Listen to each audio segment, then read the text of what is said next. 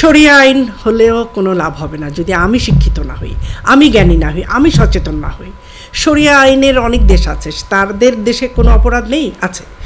সমাজে আপনাকে প্রচলিত যে আইন আছে সেটাকেই আমরা ধারাবাহিকভাবে প্রয়োগ করতে পারি না। শরিয়া আইনের পক্ষে তো সবাই না। আপনি একটি দেশে শরিয়া আইন দিয়ে সকলকে আপনি শরিয়া আইনের আওতায় নিয়ে আসবেন, অন্য ধর্মের শরিয়ার বাইরে যারা, তাদেরকে আপনি কীভাবে বিচার করবেন? তারা কি মানবে সেটা? নাকি তা আমার শরিয়া আইন বলবে? এ কথা আমাকে নিশ্চয়ই শিক্ষা দেয় না যে শরিয়া আইন দিয়ে আমি আরেকটি অন্য ধর্মের মানুষের প্রতি একটি রায় চাপিয়ে দেব। যেভাবে জনগণ বঞ্চিত হয়, রাষ্ট্র বঞ্চিত হয়, সেই জায়গা থেকে এবং এই পরবর্তীতে অভ্যুত্থান যেটা হলো, আমরা কিন্তু আর ওখান থেকে শিখলাম না কিছুই। তো এটাকে নিয়ে আমার মনে হয় যে এটা একটা কাটা হয়ে রইল, যে আমরা কিছুই শিখি না।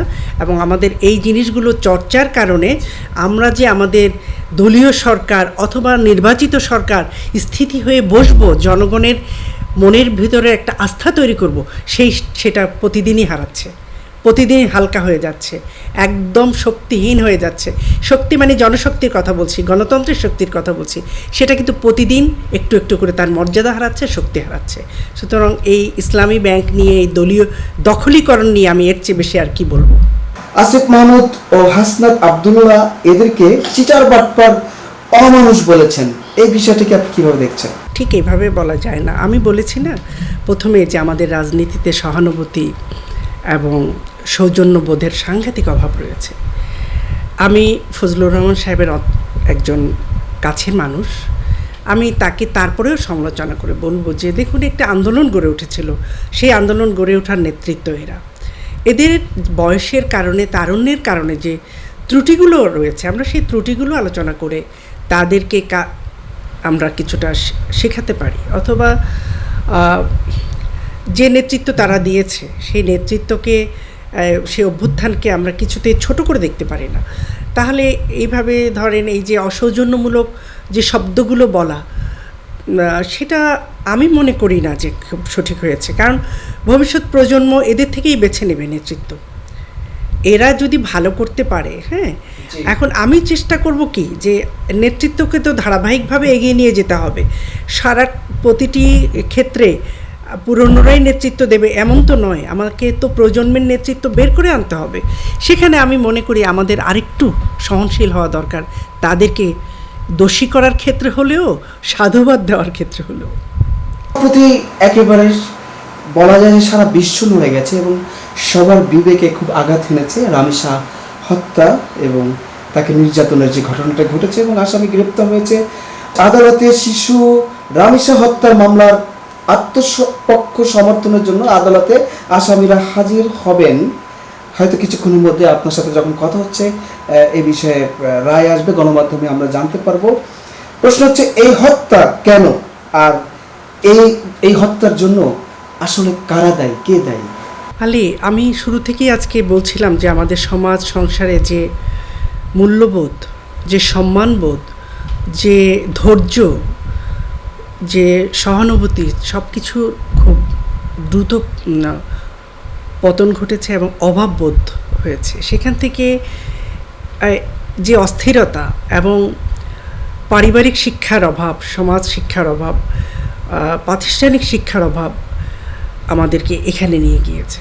এখানে আমাদের ইভেন আমি ওই জায়গাটিকেও উল্লেখ করতে চাই, যারা এখানে ধর্মীয় মূল্যবোধ নিয়ে বড় হচ্ছে বা দেখা যাচ্ছে একটি বিশাল শ্রেণী, তাদের মাঝেও এই নৈতিক স্খলন এবং তাদের এই ধরনের অনাচারের মাদ্রাসাগুলো ভীষণভাবে অনাচারের শিকার হচ্ছে। কেন হচ্ছে এটা? সারা পৃথিবী নড়ে যাওয়ার বিষয়টি।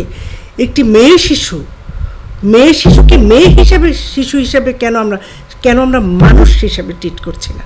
কেন তার প্রতি আঘাত করার জন্য, সেটা 7 বছর হোক, 3 বছর হোক, এটা আমরা কোন ধরনের? আমরা কি তাহলে মানুষ? আমরা মানুষ না। এই জায়গাগুলি আমরা কিছুতেই ঠিক করতে পারবো না যদি আমাদের রাষ্ট্র কাঠামো, রাজনৈতিক, সাংস্কৃতিক, ধর্মীয় এবং শিক্ষা, এই সমস্ত কিছুর সমন্বিত একটি মেলবন্ধন না হয় এবং আমরা যদি তার উপরে গভীরভাবে চিন্তা না করি, তার প্রতি মনোযোগী না হই, তাহলে আমি মনে করি এই রামিসা হত্যার মতো ঘটনা ঘটতেই থাকবে। আজকে যারা বয়ান দেবে, যারা আইন দুর্বল বা অনেকে বলছে যে শরিয়া আইনের বিষয়ে দাবি তুলেছে, শরিয়া আইন হলেও কোনো লাভ হবে না যদি আমি শিক্ষিত না হই, আমি জ্ঞানী না হই, আমি সচেতন না হই। শরিয়া আইনের অনেক দেশ আছে, তাদের দেশে কোনো অপরাধ নেই, আছে। সমাজে আপনাকে প্রচলিত যে আইন আছে সেটাকেই আমরা ধারাবাহিকভাবে প্রয়োগ করতে পারি না। শরিয়া আইনের পক্ষে তো সবাই না। আপনি একটি দেশে শরিয়া আইন দিয়ে সকলকে আপনি শরিয়া আইনের আওতায় নিয়ে আসবেন, অন্য ধর্মের শরিয়ার বাইরে যারা, তাদেরকে আপনি কীভাবে বিচার করবেন? তারা কি মানবে সেটা? নাকি তা আমার শরিয়া আইন বলবে? এই কথা আমাকে নিশ্চয়ই শিক্ষা দেয় না যে শরিয়া আইন দিয়ে আমি আরেকটি অন্য ধর্মের মানুষের প্রতি একটি রায় চাপিয়ে দেব। সুতরাং আমি মনে করি প্রচলিত আইন যথেষ্ট, সেই আইনকে সম্মান করতে হবে, সেই আইনের প্রতি এবং আইনের প্রয়োগ, আইনের প্রয়োগ বাস্তবায়ন দুটিকে খুব গভীরভাবে দেখে খুব দ্রুত জায়গায় নিয়ে আসতে হবে। যেমন আমাদের এখানে সবসময় বলা হয় যে বিচার তো হয় না। ইভেন রামিসার বাবা বলছে আমি বিচার চাই না। কেন বলেছে? কত কষ্টে বলেছে সে যে আমি বিচার চাই না। আমাদের এই বিচারহীনতা, এটা কিন্তু রাজনৈতিক প্রভাবের কারণে হয়। রাজনৈতিক প্রভাব মুক্ত হয়ে আমাদের বিচারালয়গুলো কাজ করতে পারে না, আমাদের বিচারকরা কাজ করতে পারে না। অতি সম্প্রতি একটি আইনও হয়েছে যে সচিবালয়টা অন্তর্বর্তীকালীন যে সরকার যেটা করেছিল সেটা বাতিল করেছে। তো আমরা কেন এটা করছি? আমরা অন্যের বেলায় যখন চোখে আঙুল দিয়ে দেখিয়ে দিচ্ছি যে এইটা অপরাধ, নিজেদের বেলায় সেই অপরাধ যাতে সংগঠিত না হয়, বিচার ব্যবস্থা যাতে শক্ত হয় এবং অন্যায়ের বিরুদ্ধে ন্যায়ের পক্ষে থাকে, সেই অবস্থানকে কেন আমরা সুদৃঢ় করি না? কেন আমরা সেটা দলীয় দৃষ্টিকোণ থেকে দেখি? যে এই যে রামিসা হত্যা, আজকে তনু হত্যা, অনেক হত্যা হয়েছে আমাদের এখানে, কোনো হত্যার সঠিকভাবে বিচার হয়নি, লম্বা সময় ধরে বিচার প্রক্রিয়া চলে। হ্যাঁ, এটি সত্যি। যেমন অনেক বিচারে একটি কথা আছে, যে আইনে একটি কথা আছে যে 100 জন অপরাধীর 99 জন যদি মাপ পেয়ে যায়, কিন্তু একজন নিরপরাধ যেন শাস্তি না পায়, তাই না? সেই জায়গাটিকে দেখে আমাদের প্রলম্বিত করারও কতগুলো যুক্তি আছে। সেই যুক্তির বাইরে কিন্তু আমাদের সমাজ চলছে, আমাদের রাষ্ট্র চলছে। সেখান থেকে যদি এই আমাদের বিচার ব্যবস্থা এবং এই টোটাল শাস্তির জায়গাটিকে দৃষ্টান্তমূলক ব্যবস্থার দিকে না নেওয়া যায়, তাহলে কিন্তু রামিসা হত্যা বন্ধ হবে না। সারা পৃথিবী নড়ে যাক, রাষ্ট্রের কতদিন কান্নাকাটি করুক, পরিবার পরিজন পথে পথে ঘুরুক, শোকে হাহাকার করুক, তাতেও কোনো যায় আসা হবে না। আমাদের প্রাতিষ্ঠানিক, আমাদের সাংবিধানিক, আমাদের যা কিছু আছে সমস্ত কিছুতে কিন্তু সংস্কার প্রয়োজন। যে সংস্কারের জন্য অভ্যুত্থান হয়েছিল, সেই সংস্কারটিকে আবারও সামনে নিয়ে আসতে হবে। সংস্কার না হওয়া পর্যন্ত এইভাবে কিন্তু বিচার ব্যবস্থা থেকে যে ধরনের অন্যায় সুযোগ নেওয়া হয় অপরাধীর পক্ষে, লম্বা করে সময় নিয়ে যেটা করা হয়, সেটার কারণেই কিন্তু বারবার অপরাধ সংঘটিত হয়। আমাদের এখানে কি ধারণা কিছুই হবে না। রাজনৈতিক সংস্কার কেন দরকার, রাজনৈতিক প্রভাবটা কেন রয়েছে? আলী, এমনও ঘটনা হয় আমাদের জানা যে একটি দলীয় সরকার যখন ক্ষমতায় থাকে, তাদের যে অপরাধগুলো হয় পরবর্তীতে তাদের অপরাধগুলি সামনে চলে আসে, কিন্তু যারা আবার সরকার গঠন করে তারা আবার একই অপরাধ করতে থাকে। তো এই যে মানে সরে যাওয়া, এবং আমি সরকারে গেলে, আমি ক্ষমতায় গেলে আমার আর কোনো অসুবিধা নেই, এই প্রবণতাও আমাদেরকে খেয়ে দিচ্ছে। কিন্তু আমার তখন আজকে শুধু শিশু হত্যা না, আমার জলমহল থেকে শুরু করে, চাঁদাবাজি থেকে শুরু করে, ঘাট দখল, ইজারাবাজি, সমস্ত কিছুই তো হচ্ছে। তো সুতরাং হত্যাটা সবচেয়ে বড় অপরাধ।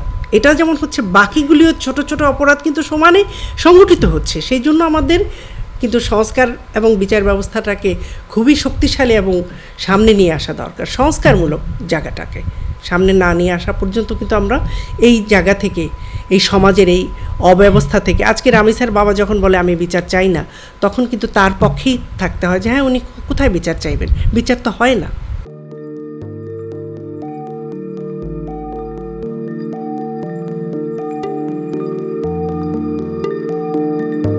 পহেলা জানুয়ারি 2026 ইউটিউব জার্নালিজমের অগ্রদূত change.tv.press সংগ্রাম মুখর 7 বছর পেরিয়ে পা রাখলো গৌরবান্বিত 8 বছরে। এই আনন্দ প্রহরে সবাইকে নিরন্তর শুভেচ্ছা। আমি নিজেকে ধন্য মনে করি, আমি সৌভাগ্যবান। চেঞ্জ টিভির পক্ষ থেকে আমার সাক্ষাৎকার নেওয়ার জন্য তারা আসছেন এবং চেঞ্জ টিভি দীর্ঘ 8 বছর ধরে এই কাজগুলি করছে। আমি তারা অনেক ভালো কাজ করেছেন, দেশের মানুষের সুখ দুঃখের কথা প্রত্যক্ষ তুলে ধরছেন।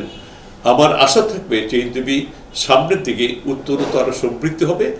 একটাই শুধু আমাদেরকে উপদেশ দিতে চায় তাদের কাছে, সেটা হচ্ছে সত্য কথাটা মানুষের সামনে তুলে ধরা, মানুষের ভিতরে কি চায় তাদেরটা তুলে ধরা, মানুষের প্রত্যাশা তুলে ধরা এবং মানুষের মধ্যে এই যে দেশাত্মবোধটা এবং সত্যবাদীটা এটা জাগরণ করে চেঞ্জ টিভির সামনের দিকে এগিয়ে যাবে।